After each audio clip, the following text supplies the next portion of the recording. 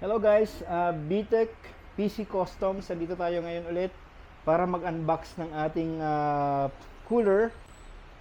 Yung product natin ngayon na i-unbox is yung Deepcool Gamax Series LE 520. White siya. Ito yun, white. Anti-leak daw. Tech inside. Okay, 240mm liquid CPU cooler. Okay, ganyan itsura niya ngayon. I-unbox natin siya. Ayan, kasama ko si Emiel. Ayan, okay. So, ayan, buksan na natin. Basically, yung unboxing natin is more on aesthetics lang yung mapakita natin. Aesthetic talk lang tayo. Yung mga benchmarks, later on guys, sa separate video.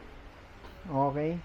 Ayan, para lang sa mga builder natin at sa mga may plan mag-build, makita nyo lang yung itsura niya and makapag-decide na agad kayo based on aesthetics. Sa performance naman, I would guess halos lahat ng products ngayon based on our experience, based on mga builds namin, parang pantay-pantay na sila, halos magaganda na talaga ang mga products natin ngayon. Okay, lalo tong mga branded na to.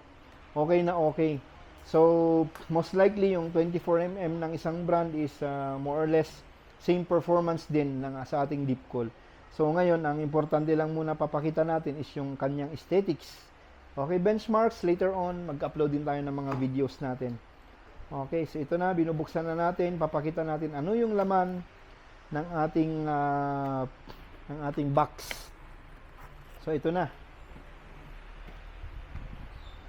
Ayan o. Ayan ha. Wala nang intro-intro yung ating video. Rekta na to, wala nang edit-edit, raw. And ayan. Yes, para ma-experience nyo. Okay, so wow, ang laki ng ano nito. Okay, anong laman niya ulit? So sige, ilabas mo. Yan, yung mga brackets niya. Buksan mo, pwede mong buksan, ipakita natin. For Intel and AMD. Okay, tingnan na natin para in case meron silang hanapin.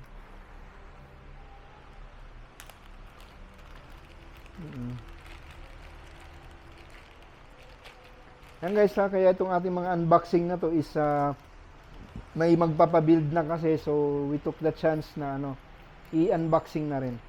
So ito most likely for Intel or AMD na mga brackets tong mga to, no? May ganito siya. Yan. Yung mga tornilyo niya. Yan. Okay, yan no?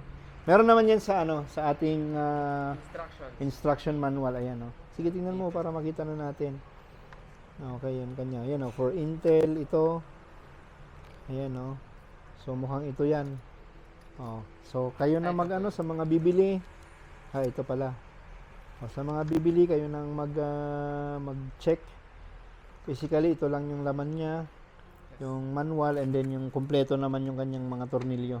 Okay, pakita na natin yung mismong white pala ito, WH yung kanina binanggit ko. So dalawang fan, of course, kasi 240mm. Pakita mo itsura ng fan. Yan, sige. Yan yung harap niya. Okay, puti din pati So most likely iilaw din yan. May RGB, LED Ito yung connection niyan, sigurado. Yan connect mo tong fan tig isa, tapos doon sa to. Sa to yung ikot ng fan, hindi to sa LED. So system fan ito sa board, motherboard. Okay? Ayan, ganyan yung fan, itsura ng fan niya. Yung pinaka-unit niya, buksan natin. Ayan yung radiator niya, puting-puti. Napakaganda. At napakalaki ng kanyang pinaka-head, ay yung pinaka ito. Ang tawag na kasi dito. Ayan. Huwag mo nang buksan. Okay na yan. May pre-applied paste na rin. And yung itsura niya, ganyan. Okay, ayan. So, iilaw to malamang. Plus ito. Okay, mukhang naman. All good. Ayun. Teka, check natin mabilisan sa likod kung ano yung mga specs niya. Ayan. LE 520. WH white. Compatibility. LJ 1700. 1200, 1151, 1150, 1155, AMD, AM5, AM4. Aluminum yung radiator material. Okay, yun importante ha. May LED rin siya. Yan, compatible din siya sa Asus Aura Sync. Yan, Fusion, MSI, Mystic Light, Polychrome. Okay, basically yun na. The best, ganda rin ito. Mamaya pakita namin yung yung itsura niya pag na-build na. O, sa ngayon, ito yung ating LE520. Alright, salamat guys. And bye-bye.